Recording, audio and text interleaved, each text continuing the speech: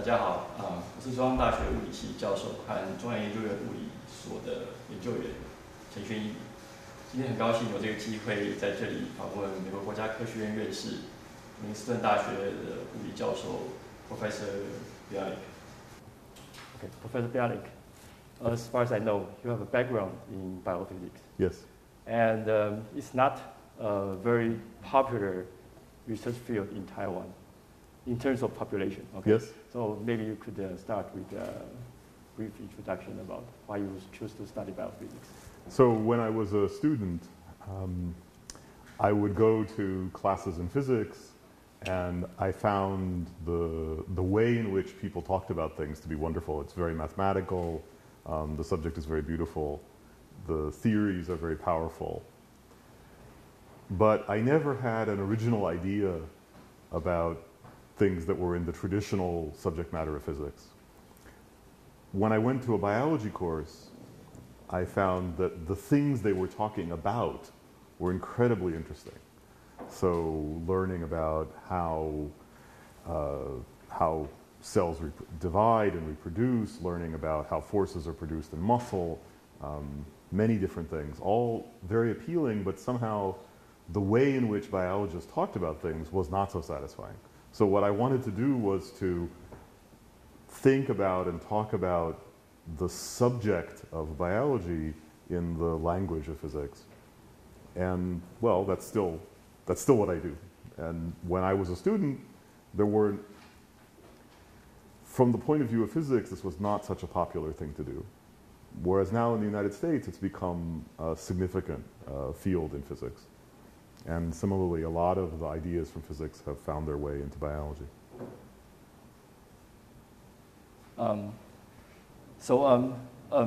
Major claim from your research is that a lot of biological systems are operating close to the limit set by physics, right? Yes. And the natural question, maybe from biologists or from everybody, is that is there enough time for evolution to drive a biological system to such a limit? Have you ever tried to estimate that? So we don't know. I think that evolution is this incredibly interesting subject where they have very strong feelings. We have a lot of intuition for how it ought to work, or maybe an intuition for how it couldn't work. But it's very hard to calculate, to get numbers out. How long would it take for something to evolve? People are just beginning to be able to do this in part by going away from very hard problems like, how long would it take for your ear to evolve to the point where you can hear sounds that are moving your eardrum by the diameter of an atom, which you can. It's a kind of amazing fact. So, how long would it take for evolution to build such an exquisite sensor? To back up to much simpler questions, like if you have a single-celled organism like bacterium, how long does it take for the bacterium to figure out, to evolve the mechanism to eat a certain kind of sugar, or to eat something in the environment that it wouldn't ordinarily have eaten, but since it's available, it can take advantage of it. And partly that's being driven by the fact that people are now doing experiments on evolution. So it used to be that the subject of evolution was, you observe what's out there, and you observe the fossil record, and you try to tell a story about how it all connects. Now people are doing experiments. There's a very famous experiment in the US, which is called the long-term evolution experiment. And they've been following bacteria for 60,000 generations. And people are now starting, and as people are starting to develop theories, many of them very much grounded in physics, for the dynamics of that evolution. And also a very clever thing that the experimentalists did was to save samples of the bacteria along the way. So as it were, they made their own fossil record. And so now that you have techniques for sequencing DNA that are much cheaper, you can go back and go into the freezer and take out the fossil of what the bacteria were like 10,000 generations ago, 20,000 generations ago, and so on. And it turns out that by doing that, you can see, in fact, there was just a recent paper about this, you can see that the dynamics of evolution are very complicated. Even in this very simple setting where you have a bunch of bacteria sitting in a bottle, there are many different strains that are competing with each other. Things appear, mutations appear, and the population starts to grow, and then it dies out, and then another one tries something different. And so I think the picture that's coming is of evolution as a much richer dynamical process than what we used to think. But that still doesn't mean we know how to calculate how long something takes. It's still very hard. But is it fair to say that it's something that's ongoing? People are trying to see. Yeah, I think so. One of my colleagues has a nice way of putting it. He says, you suppose that the geologists discovered that they were wrong about how old the Earth is. And instead of being 4 billion years old, it's only 400 million years old. So from the point of view of evolution, this means there's 1/10 of the time. So could you look at the evolution of life on Earth and say, nope, that can't be right. It really does need to be 4 billion years. Now, in the old days, there was not really an argument, but a kind of concern between Darwin and Kelvin. So Kelvin tried to estimate the age of the Earth, and he got a very short lifetime. And Darwin knew that this couldn't be right, but he didn't know why. I mean, I don't think he could do a real calculation, but he somehow intuitively knew that the short time that Kelvin thought the Earth had been in existence wouldn't have been enough for things to evolve. But, that was his feeling about what the right answer is. The history doesn't give us a calculation that he did. Yeah, so this brings up another question. That is, in physics, we are pursuing for laws that does not change with time. Yes. Yeah, but in biology, the evolution happens, and the environment also changes. So the evolutionary pressure changes with time. Yes. Right. So there's a timescale problem. Yeah. If the environment changes very slowly, then maybe there's a chance for evolution to make the certain system in biology reaching a physical limit. Yes.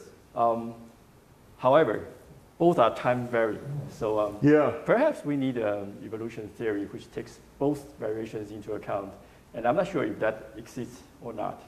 So I think the place where you get closest to that idea, well, first of all, people are thinking about evolution in dynamic environments.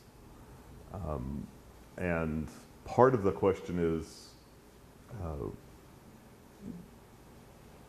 how does it change how quickly an organism can find its way to being maximally fit, to being optimized, if that's the right way to think about it.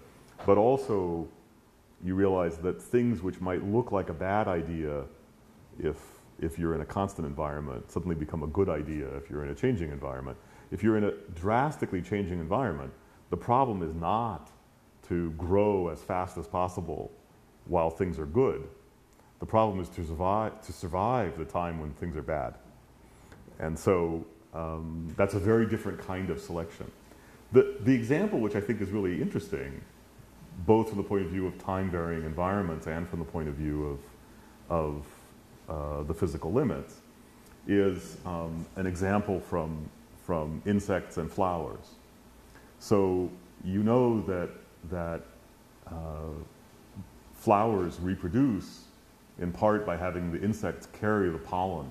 Right? The insects land on the flower, they get pollen on their bodies, and they carry it to another flower.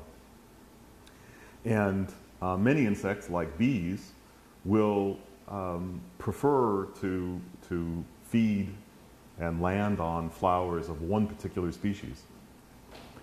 Or they'll certainly be able to tell the difference between flowers of different species.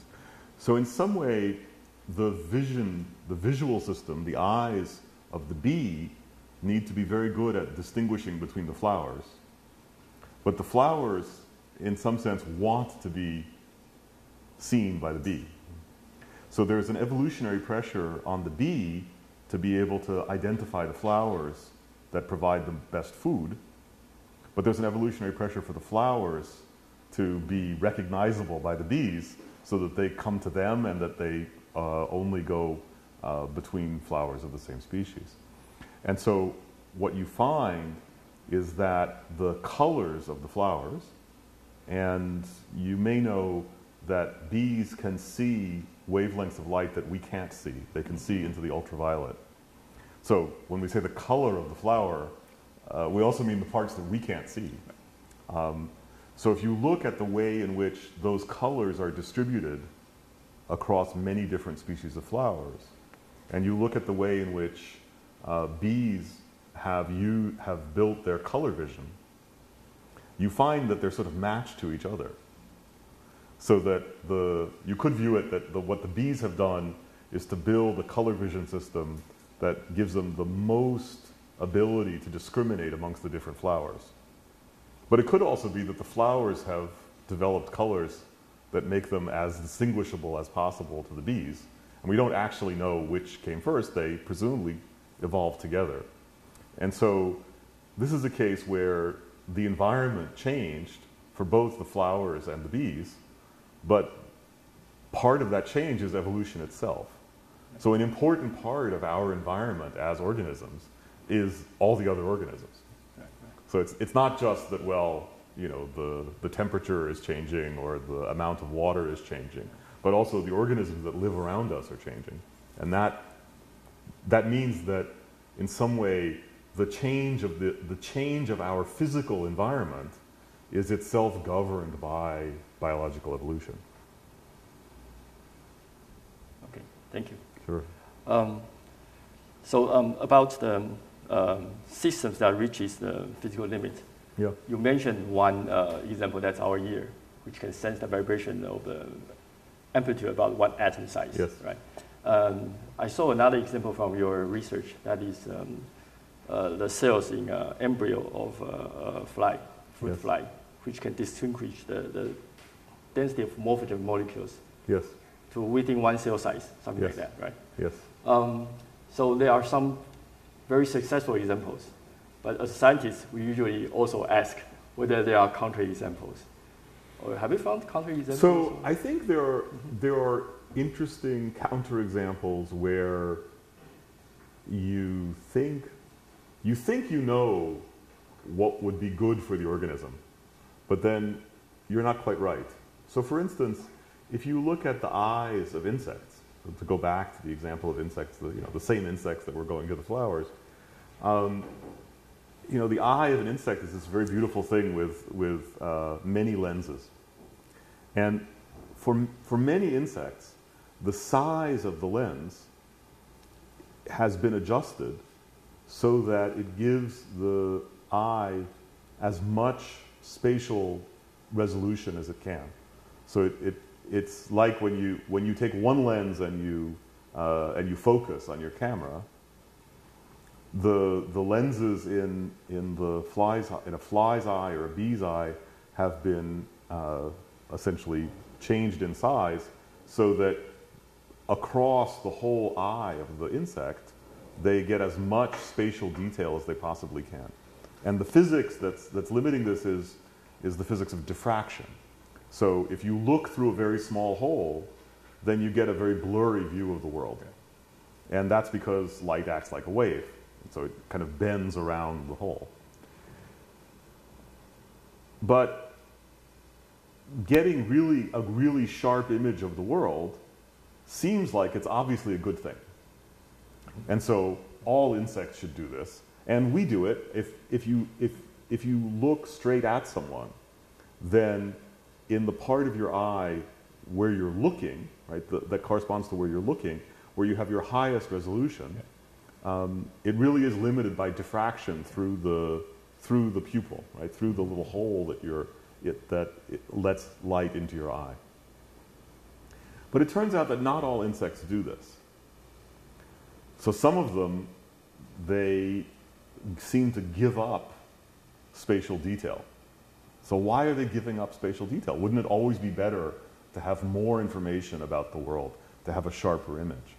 Well, if you try to make a very sharp image, then in a sense you've divided up the world into lots of tiny pixels.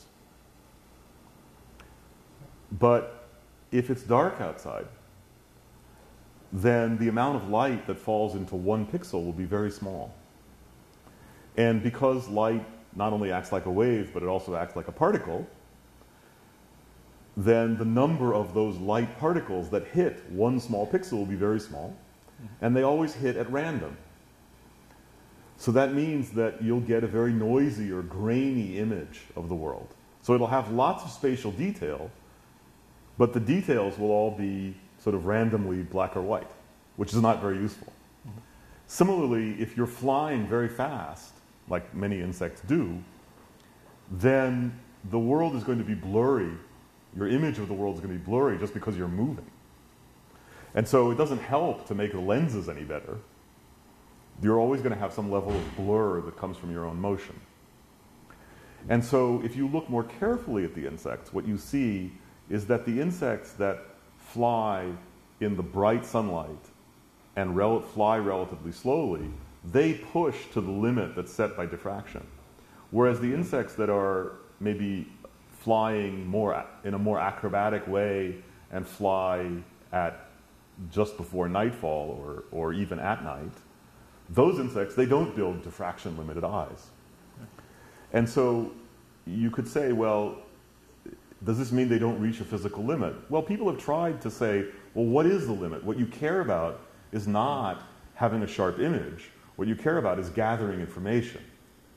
And your ability to gather information is limited not only by the sharpness of the image, but by how much light you have, by how fast you're moving, and so on. And so people have tried to turn that into an optimization theory, but it's much harder. So we don't know really whether that works. We know that in one limit, everything gets simple.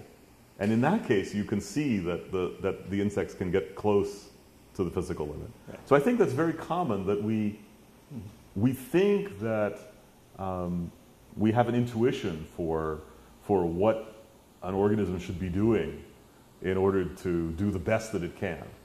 And sometimes we're just wrong. So if we pursue that direction, we'll find that the real organisms are not optimized. But in a way, that's because we picked the wrong thing, right? It's our lack of understanding. Now, we don't know whether then if you replace the wrong thing with something that makes more sense, you'll have a theory that really works. But at least that, I think those are clear examples where you can sort of understand why, not only you understand that it doesn't work, you understand why it doesn't work. So that means it's more about optimizing for what purpose. In some cases, it's easy to say, and it's already in a physical limit. In some other cases, it's not easy to say what the system is trying to optimize for, right? Yeah, I think we don't even know what is the measure of how well it's doing. Yeah, what does it mean to be good at this? Right, quantitative measurement for that. Right, and I think, so even if you leave aside the idea of optimization, I think that in biology, the systems that we feel we understand best are the ones where there's one clear function that's isolated from all the others. And then we can get to work. And, well, different people have different points of view, but it's somehow much easier to make progress because there's one thing the system is obviously there for. As soon as you go to a place where there are many things happening all at the same time, then it gets much more difficult. It gets difficult for us as physicists to try and identify what are the real principles that are involved, but it also gets difficult for the biologists just to sort out all the pieces and how they're connected to each other. That brings me to another question. For physicists, we usually consider the simplest possible real examples to explore the underlying principle. But biology, people usually think life is very complex, very complicated, right? Yes. And so you mentioned about this, reaching the physical limit is easier to understand for simpler examples. So how biologists they think about your work along this direction? I think I think that although it's true that in biology there's a kind of appreciation for complexity that we don't have in physics, it's also true that biologists, they like simple examples as much as physicists do. So we know that the history of biology is filled with examples where somehow there was a system or a particular organism or a particular part of the cell where you could really see what was going on very clearly. And then people worked very hard, and everybody sort of collected around that example and tried to push it as far as they could. And then you step back and you realize, okay, maybe that example was not the typical one. It was perhaps a little bit simple compared to what can happen. And so the history of biology has this sort of flow back and forth between pushing very hard in some simple example and then pulling back and realizing that there's an enormous amount of variation. And that it's true that physicists have often been more interested in the part where we look at the simple example. But I don't know that we yet have, do we have a theoretical framework that's strong enough that we can appreciate these more complex examples? It's really a challenge. I think it's a challenge not only for physicists thinking about biology. It's a practical challenge. So for instance, if you think about the relationship between human health and our genes, well, we certainly know examples where there's one gene, and if you have a mutated form of the gene, you get a disease. And that's that, right? It's not complicated in some way. I mean, the way in which the disease manifests itself might be complicated. But the reason you got the disease was because you had this particular form of this gene that was passed on from your parents, and that's the whole story. But there aren't that many of those examples. Most of the things presumably are things where there's 5 or 6 genes, and if you have different forms of the different alleles, as they're called, of the genes, then you're more or less susceptible to certain factors in the environment. And so there's this complicated interaction among many genes and your genome and the environment that you grew up in or the environment that you live in. And so if you think about trying to use information about what's in our genome to help even just diagnosing our likelihood of getting certain diseases, in many cases that's a much more complicated problem than the classic examples would make you think. And everybody knows that. It's not a secret anymore, but people are still struggling to find the right way to think about this. So for physicists, well, maybe I should say it another way. As a physicist, I think it's very easy for me to appreciate when you say that many biological systems operate close to the limits set by physics, physical limits. Yeah. But how? I'm curious about the reaction from the biologists when you tell them that. It's mixed. I think that fact, which for me is a sort of beautiful thing about many of these systems, these facts by themselves don't have maybe the appeal for biologists that they do for physicists. I think that as a physicist, when you see, for instance, that your eye can count single particles of light, can count single photons, or your ear can respond to something moving by the diameter of an atom, and you see many examples like this, you sort of think, oh, this must be a hint of how to think about things correctly. And biologists don't have that reaction. On the other hand,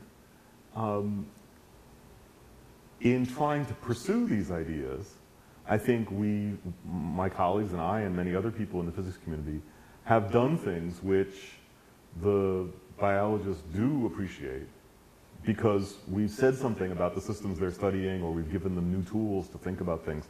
So for example, early in my career I was very interested in how the brain of a fly computes how it's moving through the world as it's flying, using what it sees. So like us, right, when we walk through the world, part of our knowledge of how we're moving relative to the world comes through our eyes. But you have to calculate something. You have to calculate how fast are you moving, you know, are you accelerating, are you turning, are you moving straight, and so on. And so there's a little corner of the brain of a fly in which these calculations are done. And we were very interested in how precisely those calculations are done. And I had a fantastic collaboration with a good friend whom I met when I was in the Netherlands, and we've continued to work together for many years. And the problem that we faced was that when you look at the cells that are deep inside the brain, the signals don't look like the signals they don't look like the physical thing that's being measured. So if you look at the cells inside the brain, you don't see the velocity with which something is moving. What you see are these sequences of pulses, little electrical pulses, which are the sort of internal language of the brain. And so because we were interested in knowing how precise the computation was, how accurately the brain could compute motion, we had to learn something about that language, and in a sense, to be able to decode the messages that the cells were sending. And our reason for doing that was that we wanted to know how precise they were. We wanted to see how close they were to this physical limit that comes from the blurriness of the image that the fly has of the world and the noise that's in the receptor cells in its eye. And we had this very definite idea about what we were looking for. But in order to do that, we had to develop methods that eventually had a big impact on how many people think about the representation of information in the brain. It's even gone so far as the problem we were doing was trying to sort of read out the signals that these cells are conveying. And now, people even do things in medicine where you try to read out from the brain of a human the signals that are the intention or the plan for moving your arm.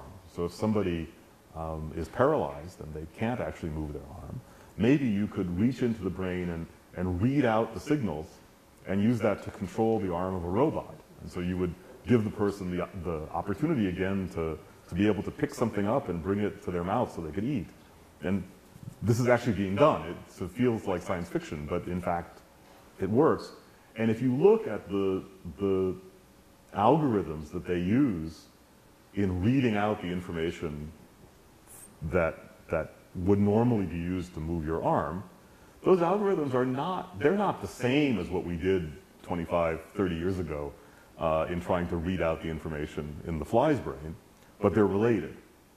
And so I would say that's an example where our pursuit of this question about the physical limits led to things which had kind of a life of their own in the biological community in ways that we would never have imagined. So I think what's important about many ideas in science is that they're productive. I think we often think about theories as being right or wrong. And of course, eventually, they're right or wrong. Although even that's a kind of complicated idea, because a theory could be right as long as you are in a certain limit but before you get to right or wrong, there's a question of whether an idea is productive. So if you have a theory of how a system works, and that leads to new ideas for what to measure, it leads to discovering new things along the way about how the system works, then even if your theory of what's going on turns out to be wrong, you will have contributed something.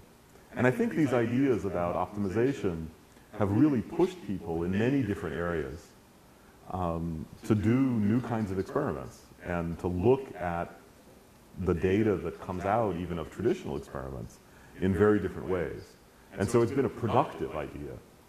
And the things that come out of that have been things that I think have appealed maybe sometimes more to the biologists than to the physicists, even if the original idea was something that physicists found attractive and the biologists did not. So moving from bigger systems to smaller scales. Yeah. Okay. I wonder if this kind of principle can be applied to sensory systems for a single cell. Do you have examples for that? So there's a fabulous example, which I didn't have anything to do with. If you look at a bacterium, single-celled organism, so you look under a microscope and you see those tiny things that swim around. They will swim to find their way to sources of food. And the whole story of how they swim is very much tangled up in basic physics, because they're so small that for them, moving through the water would be like us trying to swim through, well, somebody once described it as concrete just before it gets hard. So it's still, it's still liquid, but it's very hard to move through. So if you take the problem of moving through the water, you shrink it down, a million times from our scale to the scale of a bacterium, that problem changes a lot. And so the mechanics of swimming is already fascinating physics. But then you have the problem of, well, which way should you go? There's no swimming for its own sake, just costs energy. So where you want to go is where there's more food. So how do you know where the food is? Well, it could be that you just check to see whether you're hungry. If you're hungry, you know that you don't have enough food and you need to go somewhere else. But how do you, as you're moving, can you tell whether you're going in the right direction? So, if we're hungry and we're wandering outside, right, we can see at a great distance a fruit tree, and we can go and pick the fruit. So this doesn't work for the bacteria, right? They can't see a long distance. So instead, what they have to do is measure the amount of food that's actually arriving at their body. So you can think that, let's say they're basically eating sugar, then as they swim along, the sugar molecules are arriving at the surface of their body, and then they can suck them in. But the arrival of the sugar is surprisingly random. So if they're in an environment where things are difficult and there's not much to eat, then the actual number of molecules that arrive is not that big. And in order to know whether they're going in the right direction, what they have to do is to measure, as they move, is the number of molecules that they see going up or down. If it's going up, then things are getting better and they should keep going in that direction. And if it's going down, they should stop and try a different direction. And there's a beautiful paper from 40 years ago now, which around not long after some of the basic things about how bacteria swim were discovered, and they showed that the precision, the accuracy with which bacteria decide to go in the right direction as opposed to the wrong direction was so great that they must, at least under some conditions, be effectively counting every single molecule that arrives at their surface. And then the randomness in the arrival of the molecules means that every once in a while they'll go in the wrong direction. So these mechanisms are very, very old. They're ancient, right? These are bacteria. So already in bacteria you see that biology has gotten to the point where you can count every single molecular event, and you can do that accurately enough that it's the randomness of the molecules that creates the problem, not any problem inside the bacterium. And so actually that work was being done when I was a beginning student, and was part of the inspiration for me. That you sort of wonder, could you do this? So for me, sort of the question was the opposite. We knew about this example at the level of a single-celled organism. Could you work your way up to more complicated cases? And actually, we came back to this problem more than once, because what you'd like to know is, well, sure, the case where there's a bacterium swimming and it's trying to measure the molecules in the outside environment, well, that's a very special case. But a very common case is that inside the cell, there are molecules that essentially provide signals that tell the cell, oh, I should make this protein, I shouldn't make that protein, I should turn this gene on, I should turn that gene off. And so we wanted to know whether there was, in the same way that there was a theory for the limits to measuring the concentration of sugar in your environment, was there a limit to the precision with which cells could use these signals? And partly, what you had mentioned in thinking about the fly embryo was driven by that question. Are cells really sort of squeezing as much information as they can out of a very limited number of molecules?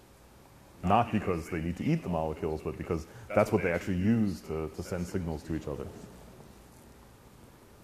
So it seems that biology has tried to optimize in the information processing or information detection. However, I think the motor system is very different. As far as I know, also for E. coli, the power that the energy that's spent by rotating the flagella is much more than the power that is generated to swim. It wastes a lot of energy. So first of all, you bring up this fantastic example of how the mechanics of how bacteria swim, which I was alluding to earlier. So indeed, they swim by having these rotary engines, and they have essentially a corkscrew-shaped object sticking out the back, and they spin the corkscrew, and that propels the bacterium forward. Now, it's true that the amount of energy that they spend spinning the corkscrew is very large compared to how fast they end up moving. But again, a certain amount of that apparent inefficiency is really just because of physics. On that scale, it's very hard to be efficient, because most of the motions you would make won't actually propel you forward. So it's not clear whether the high cost of moving for bacteria represents biology not figuring out how to do things efficiently, or just the tremendous physical constraints of the environment. For example, if you ask how efficient is the use of the fuel for the engine, that's actually quite efficient. So you mean the fuel in bacteria? In bacteria, yeah. So the engine is driven, the rotary engine is driven by a difference in the concentration of basically a difference in how acidic the water is on the outside of the cell and the inside of the cell. And that energy difference is used to turn the rotary motor with very high efficiency. Then the problem is that turning the rotary motor doesn't move you very fast. So you're sort of stuck somewhere else. And again, my impression, I haven't looked at this question in a long time. My impression is that even if you think about almost abstractly optimized strategies for moving on that scale, it's very hard to get above a few percent efficiency. So you wouldn't buy a car that did that, but you know, the car moving on the road is actually an easier problem than the bacterium moving through the water when he's so small. So that means perhaps even the mechanical part has evolved very close to physical limit, right? Yeah, we don't know. I mean, certainly aspects of it, for aspects of it, I think we can answer that question, yes. For the larger organizational question of, you know, why do it this way as opposed to some other way, there I think we don't know. And that might or might not be the right way to think about it. I think maybe there's another question about, because it's about sensory system. Okay? Yes. And we know that there's anticipation in our neural system. So is that related to the optimization problem that you are studying? So, I think so. My colleagues and I have been very interested in this problem of anticipation, because if you ask, what is it that organisms really need to do? You know, gathering information by itself is not particularly useful. The reason you gather information is you want to act. You want to move. You want to, you know, when we have a conversation, the reason I want to understand what you're saying is because I want to say something back, right? I don't just want to sit here and listen just so that I can remember what you said, right? Or maybe if you're learning something from someone, you want to remember what they said, but you want to remember the parts that will turn out to be useful to you later on. So I think that a lot of the problems that organisms have to solve really are about making predictions. So you collect information now so that you can use it sometime later in order to do something useful. And in fact, it's even if you feel that you're going to respond immediately.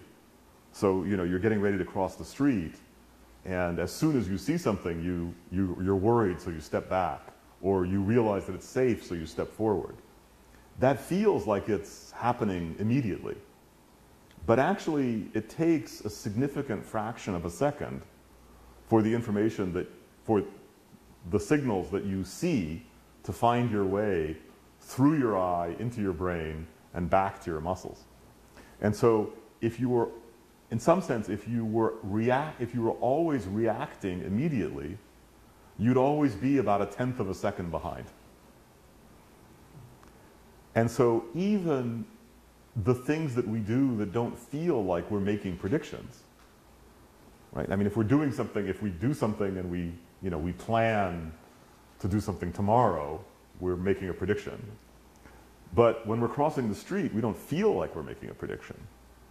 But we are, because we're taking in all these signals and moving, but whether we're moving in the way that makes sense depends on something that happens 1/10 of a second or even longer after the signals that we've collected.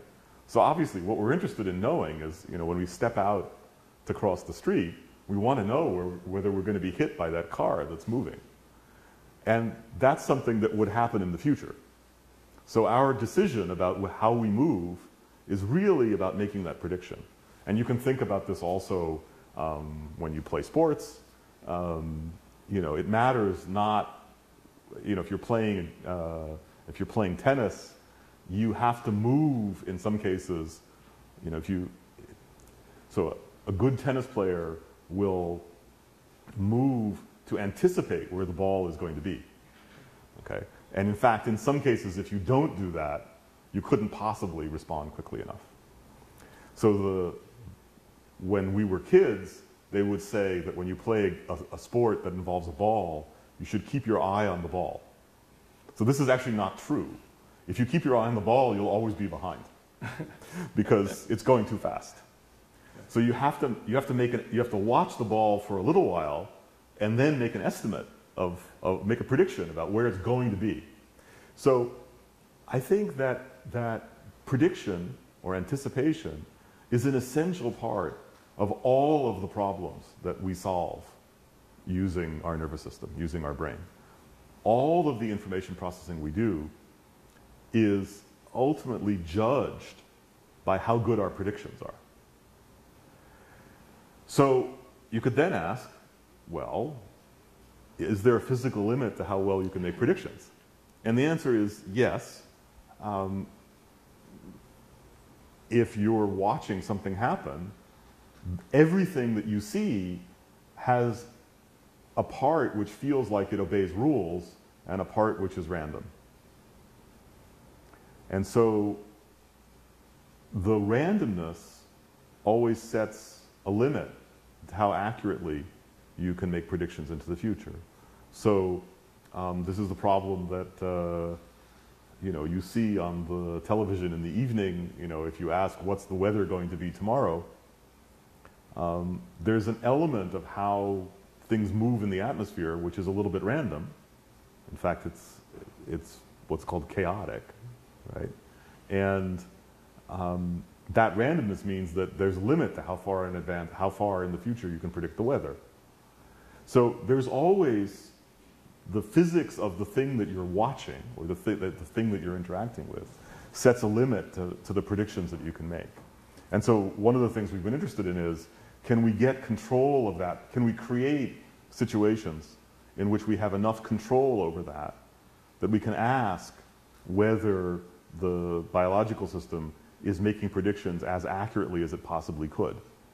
And obviously I can create situations in which artificially there's essentially no noise, and there's no randomness, and you should be able to make a perfect prediction.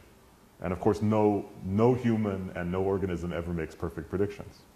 And so you'd say, oh well, it didn't optimize. But the real question is, if you go in the real world, where there's always some amount of randomness, are you able to make predictions which are as good as possible given that amount of randomness? In a hypothetical world or in an imaginary world where there's no randomness, yeah, you should be able to do better, but it doesn't matter because we don't live there. The real world has this irreducible level of unpredictability to it. And the question is, do we come up against that? And so one project that we were involved in a few years ago, actually, which is very much connected to things that are happening at this institute today, is trying to measure how efficient the very first stage of vision is at making predictions. So we asked, if you look in the retina at the very first stages of processing when in your eye, are the signals that the eye is sending to the brain, do they already have the property that they've pulled out the parts of the visual world that are predictable and separated them from the unpredictable parts? And we saw evidence that this was happening, and that separation was close to being ideal. So we think that, or at least I think that this idea of prediction, or as you put it, anticipation, is really central to how information processing works in biology. That, as I said at the beginning, you don't gather information just to gather information. You gather it to use it. And using the data that you collect always involves making a prediction. That's fantastic. Okay. So nowadays people are very interested in deep learning. Yes. I know you made a significant contribution to this field also, right? Well, so what happened was many years ago, we did something, my colleagues and I were again interested in a somewhat abstract problem, which was actually related to this problem about prediction. you imagine all the data that you collect as you walk through the world. And you know that some of that information is useful for doing something, let's say you have a list of things you want to do. So a simple example is I'm looking at the world and I want to be able to give you the names of the people that I'm seeing. So I don't want to know what they're wearing, and I don't want to know where they're standing, and I don't want to know that they're standing, I don't want to know about the tree that they're standing next to. I want to know their names. So the visual data that you're taking in is enormous, but the list of names of your friends is relatively short. I mean, maybe you know 1,000 people. And a list of 1,000 names is very short compared to all the data that you take in through your eyes. So the question was, could you ask, what does it mean to take information and kind of squeeze it down into a smaller space, but be sure that you keep the information that's relevant for the thing that you were interested in? And that's an idea that people had formulated in many different ways, and what my colleagues, Fernando Pereira and Naftali Tishby and I did, was to show that it could be given a particularly abstract and general formulation, in which all you talk about is the amount of information. So you might think, for instance, that in order to say which part of the information is relevant for knowing the names of the people you're looking at, that you'd have to say, well, you know, I know that this friend of mine has black hair and this other friend has gray hair, and so I should keep track of the color of the hair, and we know that people vary a lot in exactly how their eyes, the shape of their eyes, and how they're placed relative to their nose, and so you should keep track of all those numbers. And what we tried to argue was that if you went down that path, then you'd have to tell me, well, suppose somebody's hair is somewhere in between black and gray. How do I measure it being a little blacker or a little grayer against the eyes being a little closer together or a little further apart? How do I even put all these things in the same units? But we know that information comes in natural units, which are bits.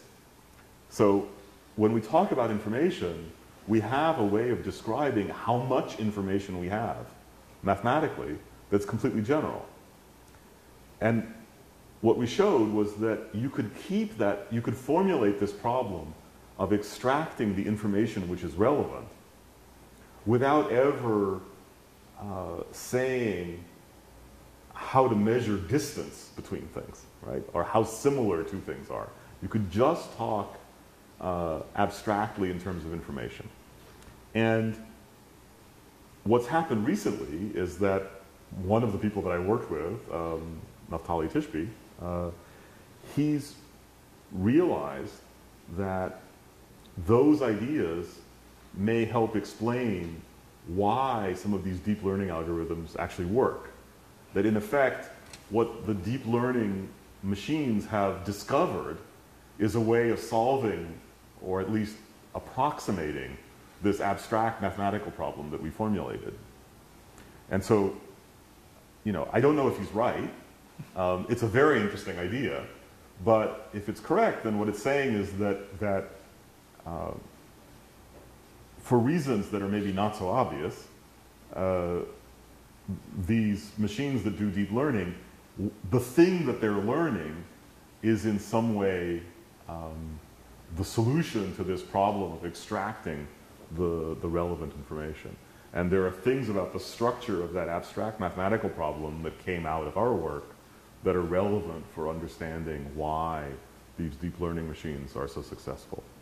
So if that's true, that would be wonderful. So I mean, I don't think you can say that I did something that contributed to deep learning, but maybe the things that we did will help us understand why deep learning is so successful. Okay, thank you. So you have contributed a lot in quite broad area in biophysics, maybe even in fundamental physics, in a certain sense, in statistical mechanics. Yeah. I think it would be a good idea to share a little bit about maybe you could say some words about how to start doing science or something to our young generation? Yeah, I think it's interesting. I mean, of course, the environment that I grew up in and the environment today are very different. So you should always be careful of young people should always be careful of older people telling them, you know, what you're supposed to do when you're starting out. I think that one of the things that is very important is you should take joy in science. That science is it's a fantastic adventure. So I guess if you say that modern science is maybe 400 years old, and if you look at what's happened in that period, it's amazing, and there are the stories of the individual scientists themselves who you know, there are a few of them that we remember, but there are many more that did things that maybe were just as important, or they did something that could have been important if they'd done it a little later, when the world was ready.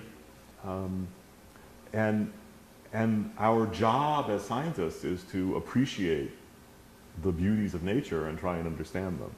And so the first thing I would say is, if you're starting out and you're interested in science, keep that sense of wonder and that sense of intellectual adventure and that appreciation for the beauty of nature or the beauty of mathematics, keep that in front of you. It's hard, and you know, it's not clear whether when you start out, you know, whether you'll succeed in different ways, right? Will you do well in school? Will you get to go to the next school? Will you get a good job? These are all the sort of, being a scientist has all the same problems that anybody else has, right? Will you earn enough money to support your family? Will you be able to live in a place that you like, right? There's all those things to worry about. And they don't go away just because you decide to become a scientist. But you should become a scientist because you're just fascinated by the world, and it's, you know, it's, in that sense, it's more like being an artist maybe than like many other jobs. I mean, there's of course a professional aspect to being a scientist, but you really do need to be driven by the curiosity and the appreciation for beauty. I think the other thing is that if you find yourself, as I think many young people do, interested in things that don't quite fit the structures that school gives to you, then you should remember that in the long run, that's probably a good thing. That the reason we keep making progress is because people are curious about things that don't quite fit.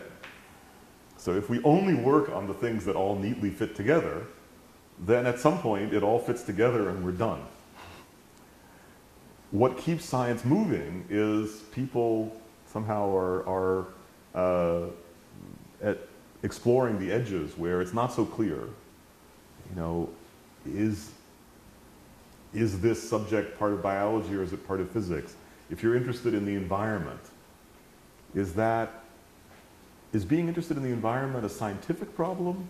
Is it an engineering problem? Or is it a political problem? It's not clear.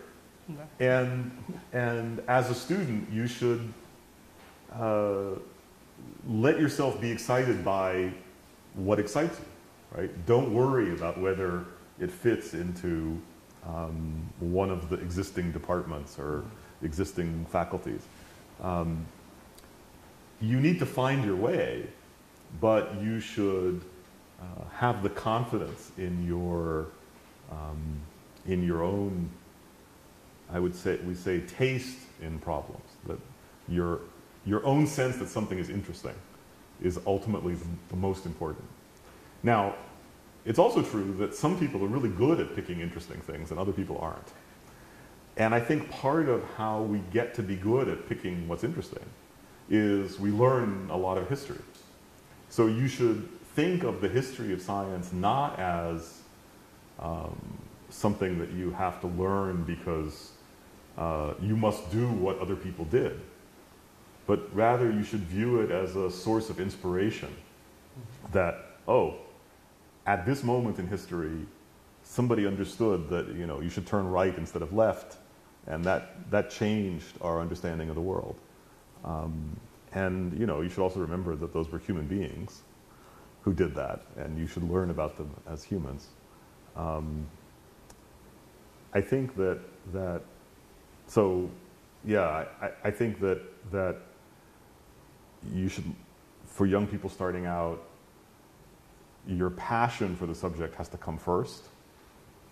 You have to develop, you know, you sort of have to refine your passion a little bit, right? So how do you turn just generally being excited about things into something concrete to work on? Yeah. And that's hard. And maybe the first thing you pick won't be the right thing. And that's okay too. You know, you can recover, right? You learn something from trying to do a hard problem. And even if you didn't succeed in solving the hard problem. So when I was a student, some of the first things I worked on, I was just wrong. It turned out that you know, I thought I'd done something that was really interesting, and it was wrong. And I won't, you know, it wasn't easy. It's not fun to be wrong, but I also learned a lot. And I wasn't wrong that it was an interesting question. It just turned out that you know, the particular thing I was trying to do didn't work. Well, you go on and do the next thing.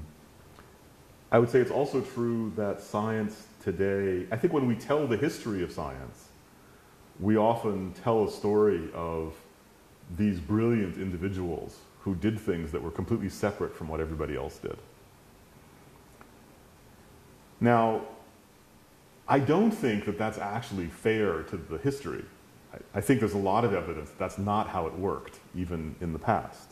But it's certainly not how it works today. So science is a much more social activity than it ever was. And so part of the joy that you take in science and part of what you need to master to become a scientist is to share your interests with other people. And so part of what makes, I think, for good scientific education is to have a group of friends who are also interested in getting a scientific education. So when you're starting out, you find that group, and that helps to carry you as you're studying. I think I have one last question. Sure. You are working on a sort of interdisciplinary field. Yes. And you know, nowadays, in most universities, education is still like divided into different departments. Yeah. It's very difficult for people from like physics department to talk to a life scientist or talk to computer scientists. Yes. And I heard you mention your experience of working at NEC. Yeah. Okay. And maybe even now at Princeton, you have similar experience of working with people from very different backgrounds. Yes. I think that's something our next generation needs to have, and that's probably they don't get a lot from their college education. Yes. So maybe you can say something about that. So I think that on the one hand, being able to talk to people from different disciplines is incredibly important. On the other hand, I think the disciplines themselves are also very important.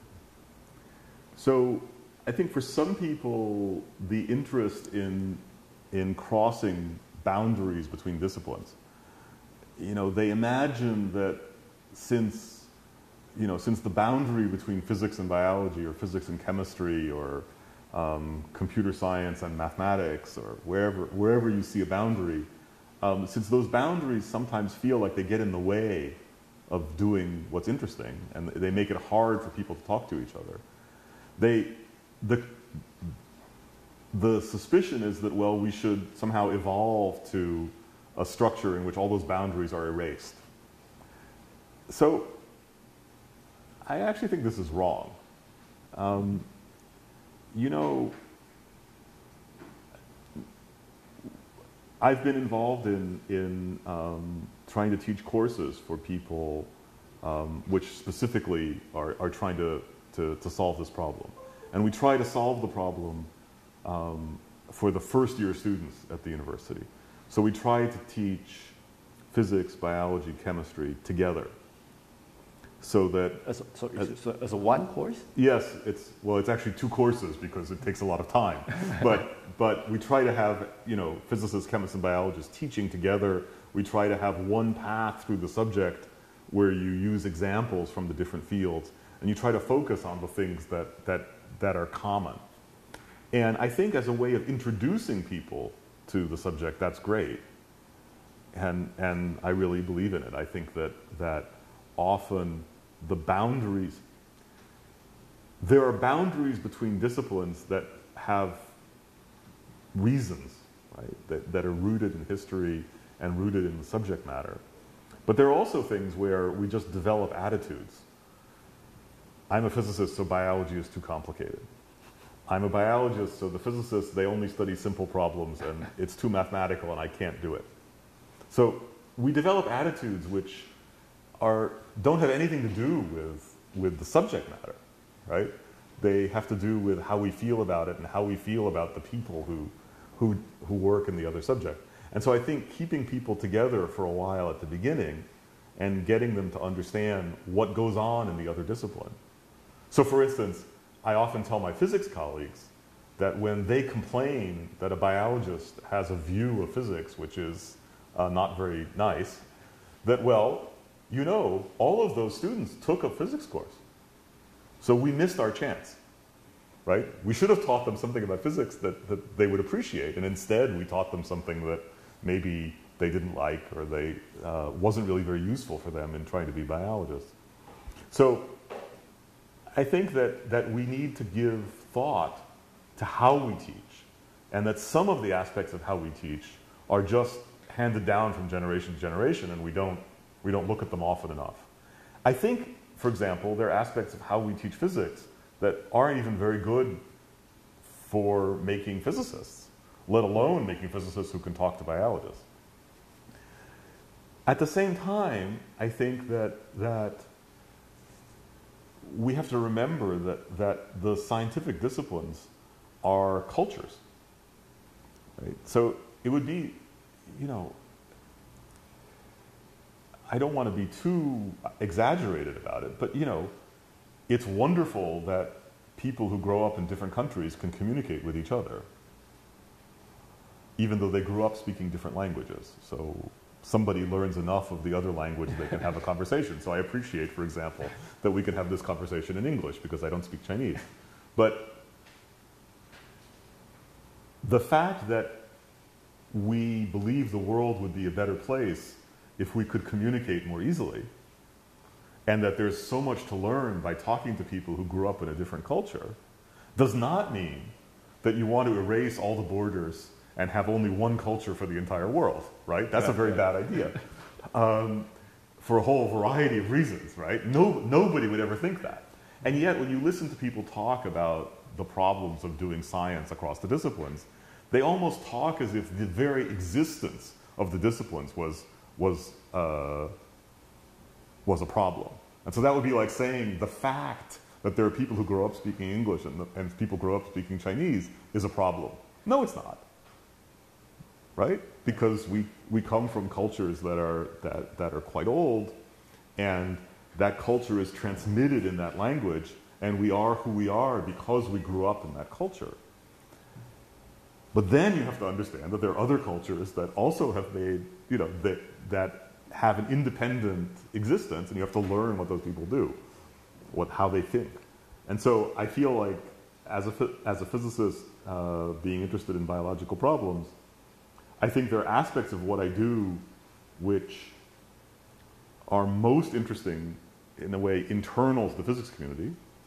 And there are other aspects where I really want to understand why the biologists think about these problems in the way they do. And it's also true that eventually, as you make progress, some of these boundaries do disappear.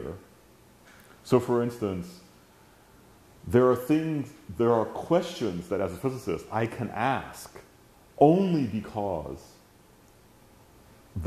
my colleagues and friends who are biologists have made so much progress in their own way, right? So they've laid a foundation that makes it possible for me to ask a question that I find interesting, which maybe is a question they don't yet find interesting, right? But that's okay, right? But I'm only going to be able to ask that question because I learned enough about what they do. And so I think that in, like with language, it's easier if you start younger, right? Yes. So, if you take students who are getting their PhD and you say, oh, now is the time for you to appreciate that there are other disciplines. Well, it's hard because they've spent 4 years being isolated from the other disciplines, 5 years.